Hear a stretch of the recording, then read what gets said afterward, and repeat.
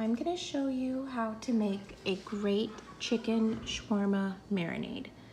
Best to have your chicken marinating in this marinade the night before or at least 4 hours prior to cooking.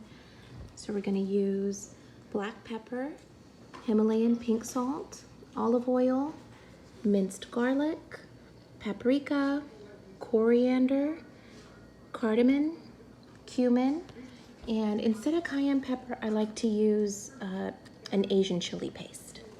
3 tablespoons of minced garlic, 3 tablespoons of ground coriander, spoons of Comino or cumin, we say Comino in Spanish, 3 tablespoons of cardamom. I love the smell of cardamom. Spice, 1 to 3 teaspoons of the chili paste, 2 teaspoons of paprika. Let's do our second spoonful. We have Queen Elsa helping us today. Good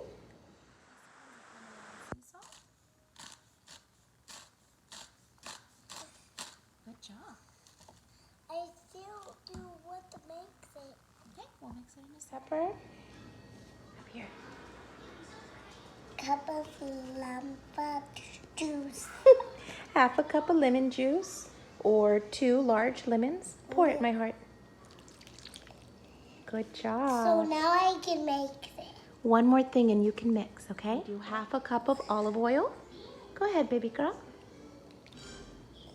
What a good helper. Now can I mix it? Oh, you can mix it, baby girl. Then you'll blend everything together. So now. Good. Mix your skinless chicken thighs in the marinade. What I like to do before I put them in the Ziploc is make sure every piece of this chicken is coated. And then you're going to place them into a large Ziploc. That's dirty. It's dirty. We're going to be very careful. And for me, a Ziploc is better than leaving it in a bowl. Well, open it up, Mama. Okay. Because every time you go into your fridge, you can just give it a little wiggle and shake and make sure everything gets moved around and covered in the marinade. Here we have our marinade.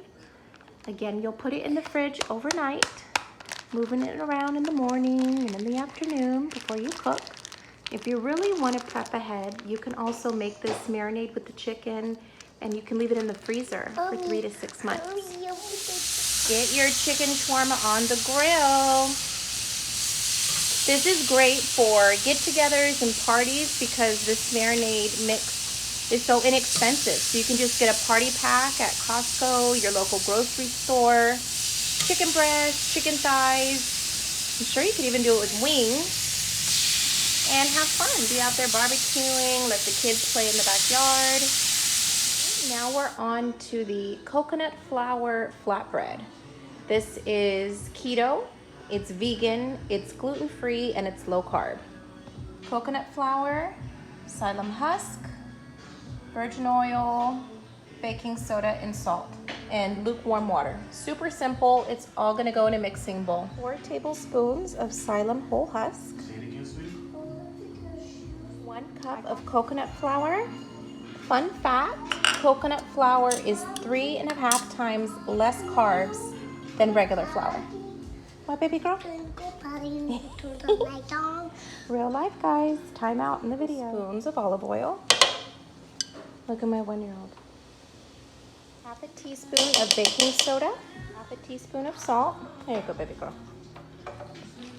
Sprinkle in your Himalayan pink salt. 2 cups of lukewarm water, and we're gonna start kneading the dough. Good tip, rub your hands through with some olive oil to keep it from getting all sticky and yucky in between your hands. I'll be right back. Okay, you wanna actively knead this dough for at least 1 minute. I'm gonna do it for 2. Okay, and again, it'll help you getting that olive oil all over your hands so it doesn't really stick to you. If you can see, a good consistency. It's a little sticky, but it's not sticking to your hands. That's what you want. Once we get it all together, we're gonna break it out into 4 little balls, I'm sorry. Cover it with saran wrap in this bowl and let it sit for 10 minutes. That's gonna give us some good time to get our yogurt together. The yogurt, again, is optional, whether you're doing clean keto, dirty keto, counting your carbs, if you've met your carb requirement for the day. But I'm gonna show you all options.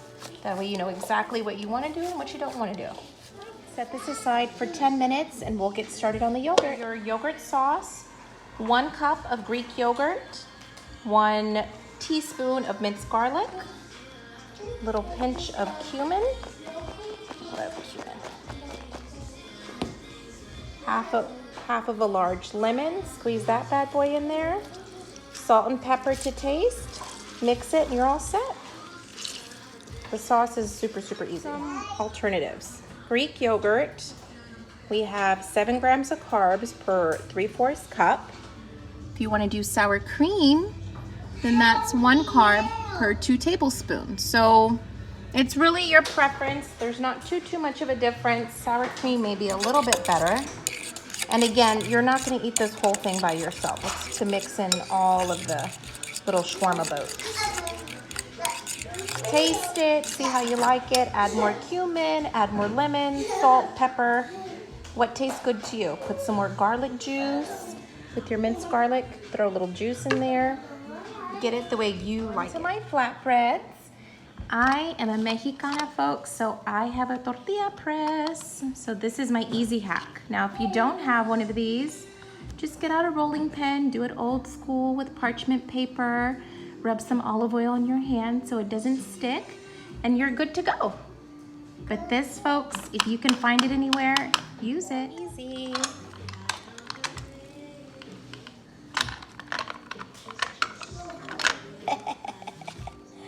Oh yeah. Okay guys, I have my 2 pans going, medium heat. You don't want to put too much oil in the pan because it's going to change the consistency. So get a little bit on a paper towel and you're just going to rub it onto the pan because you don't want any drippings of oil. Give it a little rub. Okay. And on it goes, just like you're warming up a little tortilla. Put it on. Okay, so my keto people, it can be flatbread, it can be wraps, it can be in place of tortillas. It's multifunctional and delicious and low carb. I've been asked, and I'm sure other people might ask too, where did you get this plastic and why do you use it? You don't need plastic when you buy a press, but it keeps all the tortilla mix and flour, anything that you're cooking sticking and having to re-clean and wash. And this is literally what this item came in. This was the packaging. So I just cut it up. Thanks to my dad, Paul, shout out Daddy, who gave me this tip and I've been using it ever since. Mexican hack 101. This is how you want it to look. It's gonna sometimes fluff up, that's good. I take mine out and I put it in between a little paper towel, keep it nice and warm. A little blankie. Woo! The shawarma just came off the grill. Okay, and don't forget, as you put down each new flatbread, more oil in the pan, okay? This is gonna give you that nice, good, crisp look here. So you're just doing a little assembly line. Listen to that. Oh yeah.